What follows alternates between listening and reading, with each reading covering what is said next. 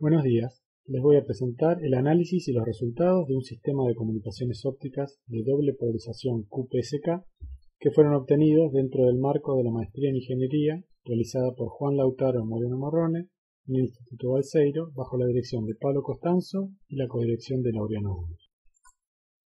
El resumen y esquema de la presentación es el siguiente. Se analiza un enlace completo de comunicaciones ópticas de alta capacidad.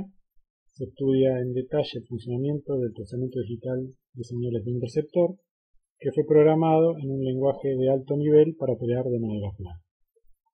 Se presentan y verifican la operación de los diferentes bloques del receptor mediante simulaciones. Luego se presentan los resultados obtenidos a partir de los datos medidos a 84 gigabaudios y 330 gigabits por segundo para una modulación DP-QPSK sobre una longitud de onda única en distancias de hasta 2880 kilómetros. Y finalmente se comparan los resultados de la tasa de error de bit para dos tipos de compensación de las distorsiones introducidas por la propagación a través de la fibra óptica: la compensación electrónica de la distorsión y el Digital Backpropagation. Aquí puede observarse un diagrama en bloques del esquema experimental utilizado.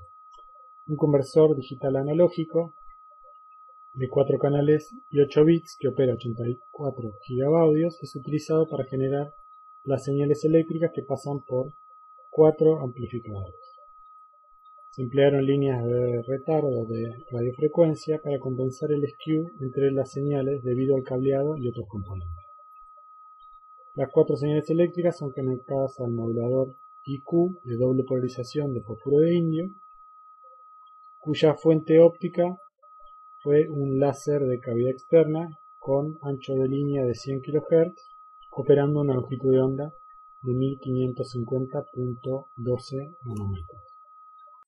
Un amplificador de fibra dopada con nervio incrementa la potencia de la señal óptica a un valor suficiente para que el atenuador óptico variable permita ajustar el nivel de la señal a un valor óptimo para el formato de modulación y tasa de símbolos empleados. Luego, la señal ingresa a un anillo de fibra recirculante de 320 kilómetros que consiste de 4 spans de 80 kilómetros y un EDFA cada uno. Luego de pasar por el anillo, un filtro de 0,8 nanómetros permite remover el ruido fuera de banda y este es seguido por un preamplificador, un EDFA y un atenuador óptico variable para optimizar la potencia a la entrada del receptor. Otro láser de cavidad externa con idéntica longitud de onda se utiliza como oscilador local para el híbrido de 90 grados que posee a la entrada un separador de polarización para dividir en componentes horizontal y vertical. Luego, 4 fotodetectores balanceados conectados a 2 osciloscopios de tiempo real de 62 GHz permiten adquirir la señal con una resolución de 8 bits a 160 gigasamples por segundo. Finalmente, la demodulación se realizó mediante el procesamiento digital de señales de manera plana. La etapa digital de transmisión consta de los siguientes bloques: uno de generación de símbolos, otra etapa de preénfasis digital, etapas de recorte y cuantización para luego llegar al conversor digital analógico. Para modelar la propagación de señales en comunicaciones de alta capacidad por fibra óptica se emplea la ecuación no lineal de Schrödinger, cuya expresión se puede ver aquí, donde se supone una fibra monomodo y el subíndice o superíndice y representa los distintos ejes del estado de polarización X e Y. A sub I es la envolvente del campo eléctrico complejo que varía mucho más lentamente que la longitud de onda. Beta 1 es la inversa de la velocidad de grupo en cada polarización. Beta 2 y beta 3 son respectivamente los coeficientes de dispersión de segundo y tercer orden. Gamma es el coeficiente no lineal y alfa es el coeficiente de atenuación. Aquí podemos ver un diagrama en bloques de las diferentes etapas del procesamiento digital de señales del receptor que se implementaron y vamos a describir a continuación. Para la compensación del desbalance entre los canales de fase y cuadratura, se utilizó el algoritmo basado en el proceso de ortogonalización de Gram-Schmidt. Se programó este algoritmo y se realizó una simulación para demostrar su funcionamiento a partir de 25.000 símbolos pseudo-aleatorios modulados QPSK.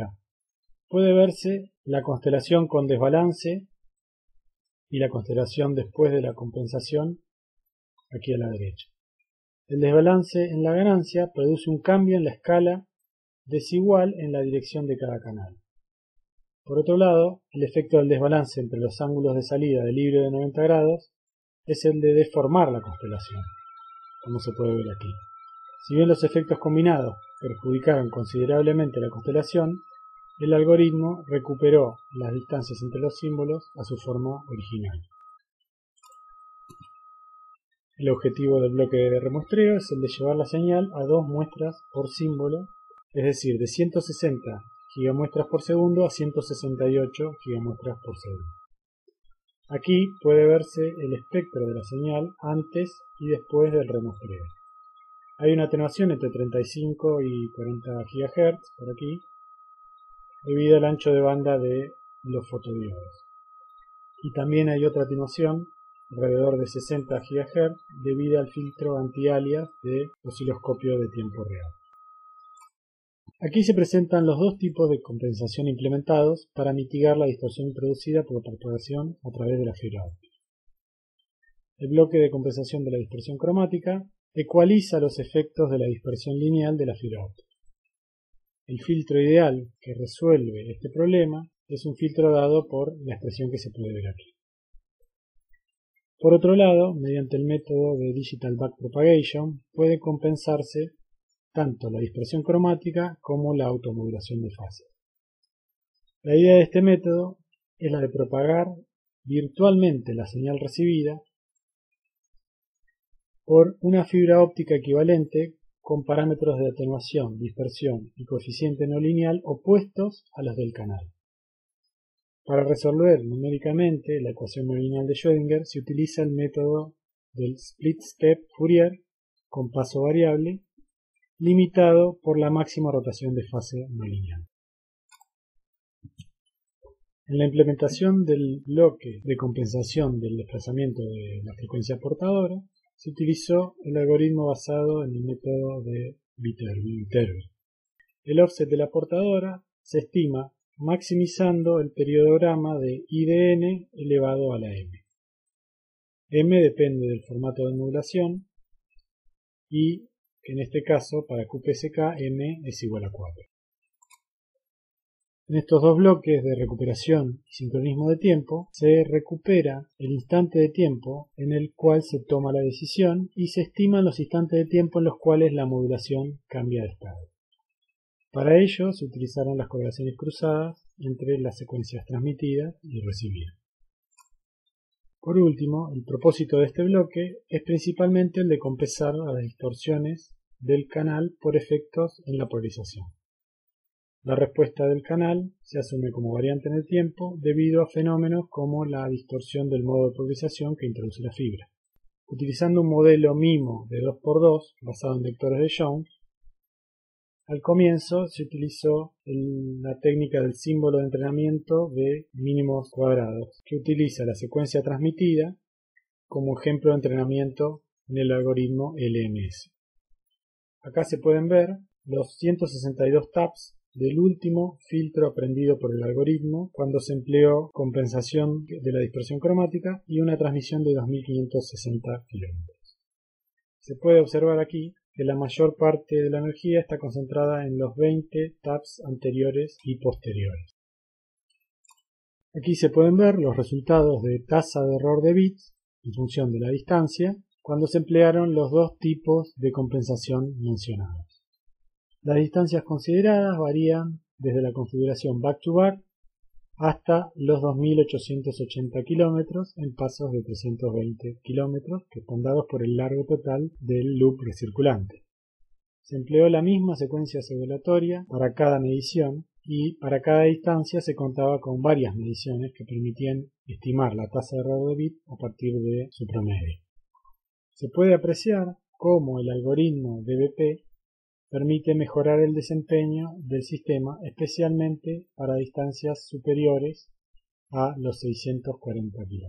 Si se considera un umbral de FEC de decisión dura, como se ve aquí, con un 7% de overhead, que corresponde a 3,8 por 10 a la menos 3, con compensación de la dispersión cromática electrónica, se puede alcanzar una distancia de aproximadamente 2880 km.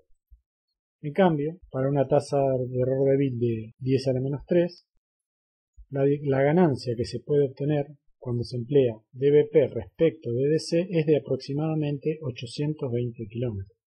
En el caso en el que se extrapolase este umbral de decisión dura de FEC, la distancia total que se podría alcanzar cuando se emplease dBp podría llegar hasta los 3700 km. Bueno, vamos a culminar con las conclusiones. Se presentaron los bloques básicos que forman un sistema de comunicaciones por fibra óptica de alta capacidad, TPQPSK. Luego se presentó el esquema experimental de manera detallada, con el cual se realizaron las mediciones para este tipo de modulación, operando 84 gigabaudios. Y se presentaron los diferentes bloques que forman el procesamiento digital de señales del receptor. A partir de las mediciones se obtuvieron curvas de tasa de error de bit en función de la distancia, que permitían comparar el procesamiento que utiliza la compensación electrónica de la dispersión respecto del que emplea el Digital Backpropagation. El empleo de la compensación basada en dBp permite mejorar el desempeño del receptor, disminuyendo los valores de tasa de error de bit de manera apreciable para distancias superiores a los 640 km. Se mostró que, considerando una tasa de error de bit de 1 por 10 a la menos 3, la ganancia en distancia que se podría alcanzar utilizando dBp es de 820 km extra respecto de la que se podría alcanzar si se emplease la compensación electrónica de la dispersión. Por supuesto, cabe remarcar que la mejora del desempeño que introduce dBp requiere un costo computacional mucho más elevado que el necesario para implementar la compensación electrónica de dispersión. Por último, queremos agradecer al Dr. David Plan del Photonic System Group de la Universidad de McGill, que fue quien nos proporcionó los datos medidos, y por supuesto a las entidades que ayudaron a financiar parcialmente este trabajo. Muchas gracias por su atención. ¿Hay alguna pregunta?